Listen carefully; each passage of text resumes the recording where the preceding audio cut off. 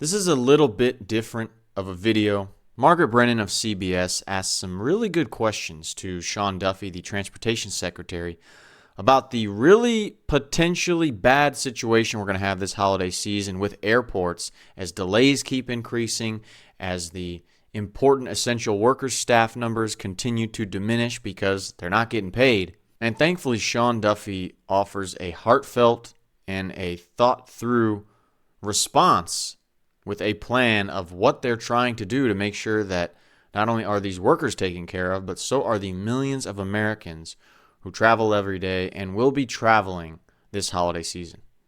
It's Sean Daniel here in the comfy robe, not in my fancy jacket. It's getting a little cozy in here with the back yellow light. Now let's go. So our CBS polling shows that there is real concern among Americans regarding the effect of the shutdown on all transportation. Should Americans also have safety concerns at this point? So I think that's a great question. We work overtime to make sure the system is safe, and we will slow traffic down. You'll see delays.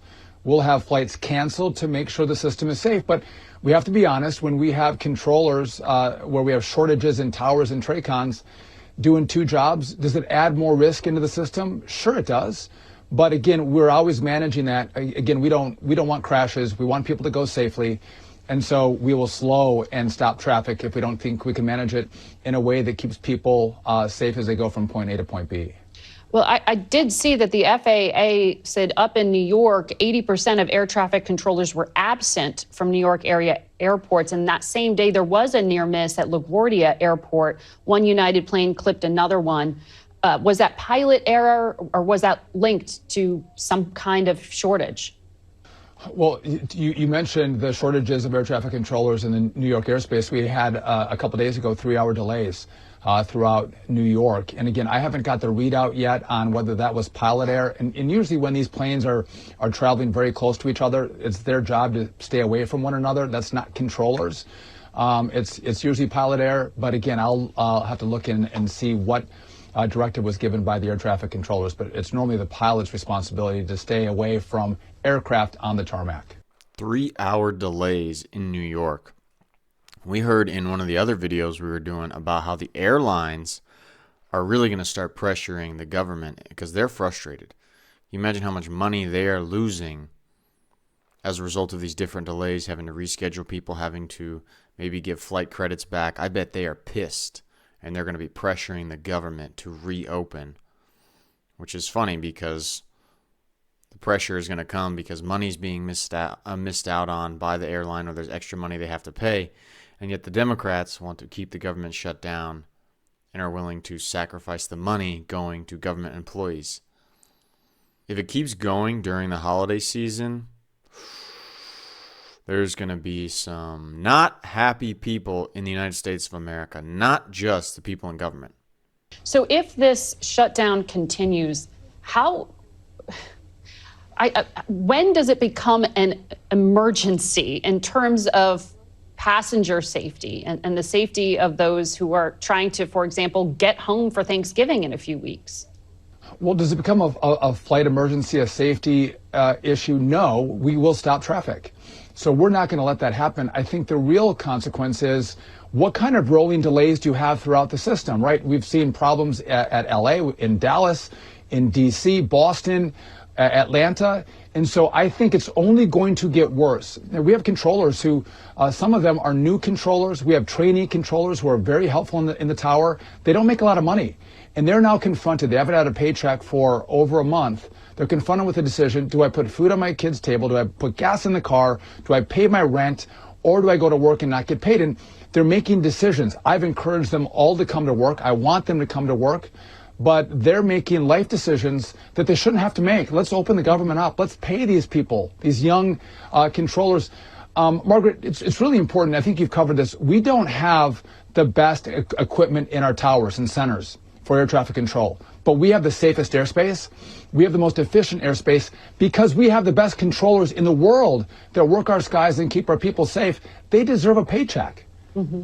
Well, given that they are so essential, is there any way the administration can find a pot of money, like seems to be getting found for others, like the military, to pay controllers so they can show up to work. Why isn't the administration able to do that? Yeah.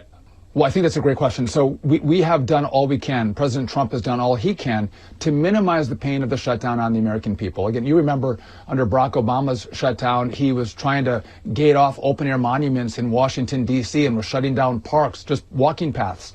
President Trump has tried to make it less painful on the American people. So we're looking for pots of money to pay essential workers, but there's really strict rules around what money we can use and how we can use it, and we have to follow the law. And so we were able to fund essential air service to more rural communities. We've kept our academy up and running. Thus far, we don't have a ton of time, a couple more weeks of that funding. But I don't have the resources to do that. And the simple answer is vote to open the government, negotiate your differences. That's fine, that's fair.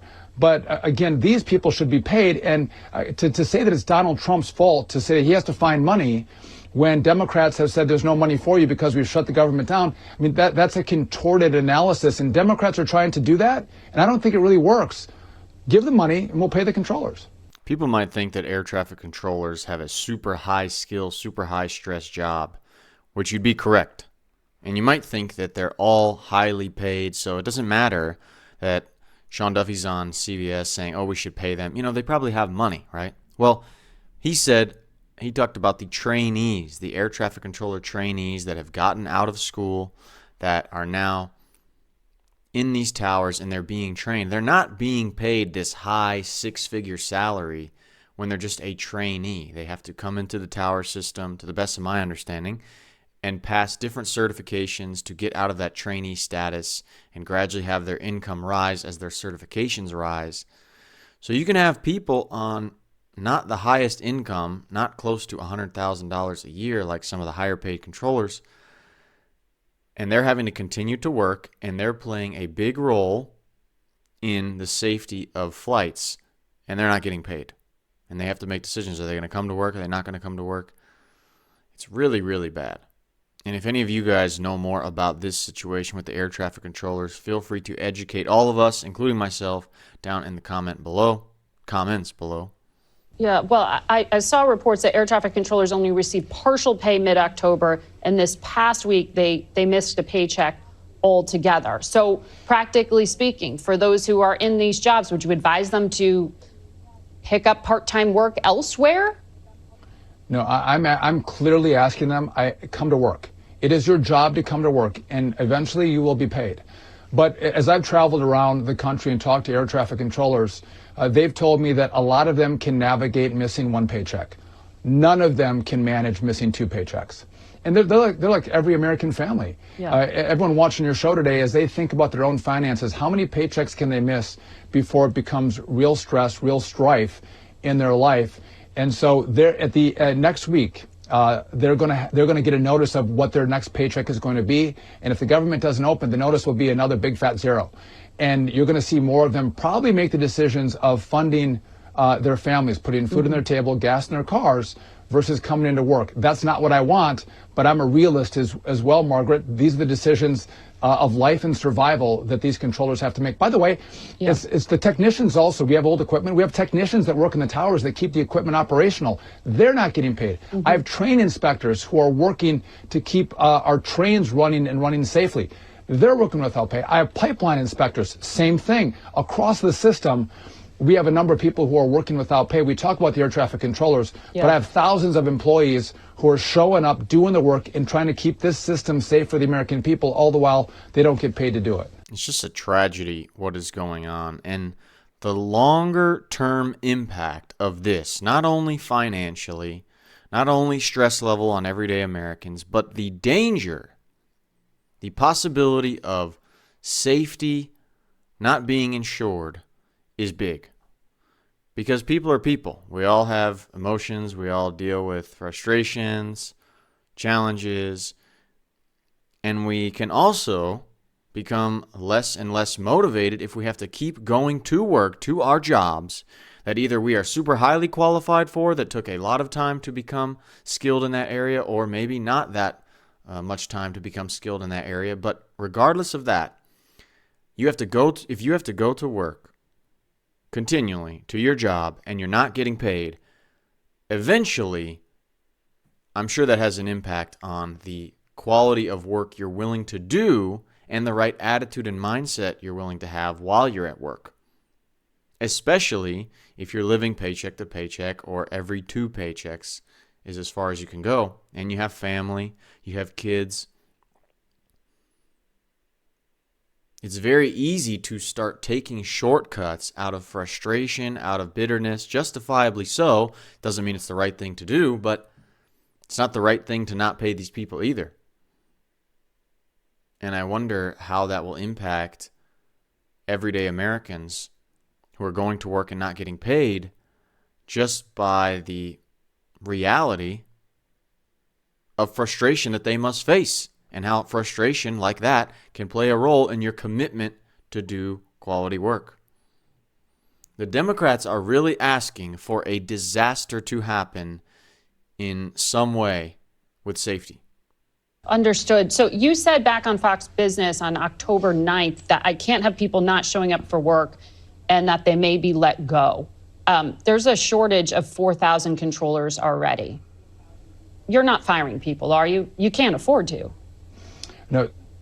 So we're 2,000 to 3,000 controllers short, but that's a huge number.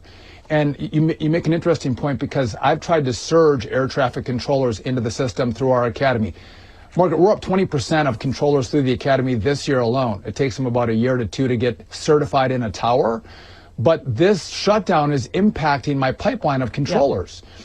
And so when everyone forgets about air traffic control and the shutdown, I'm going to deal with the consequences of, again, delivering for the American people and getting more controllers in the towers, not less. And you bring up a good point. We're already stressed in that we don't have enough controllers in our system. And this shutdown, when we have staffing triggers where they're not coming in because they're funding their families and food on their tables, that makes it more difficult because we're already short.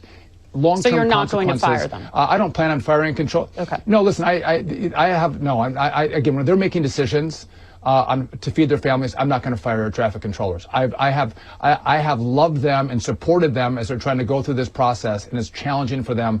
They need support. They need money. They need a paycheck. They don't need to be fired. Well, at least that's encouraging to hear, that they're not going to try to fire air traffic controllers that decide to go do other things in order to have income coming in to take care of themselves and their family.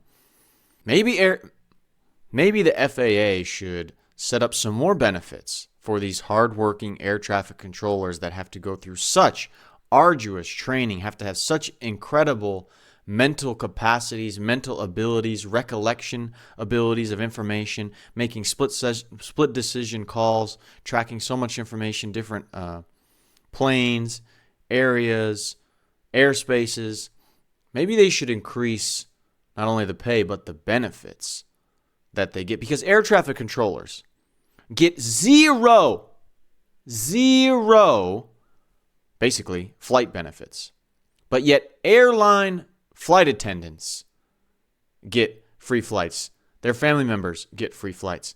Air traffic controllers, which takes a lot more training and a lot more skills to be an air traffic controller than a flight attendant, those guys get basically zero flight benefits to a whole system that they greatly contribute to. Maybe the FAA should give better benefits to these air traffic controllers, and maybe they would get more people in the pipeline versus now they get a high-paying job after a while of getting certified, but they really don't receive many benefits. It's Sean Daniel here. Thank you so much for watching. If you want to see Margaret Brennan from CBS face off against our man Dan Crenshaw, check out this video right here, and I will see you there.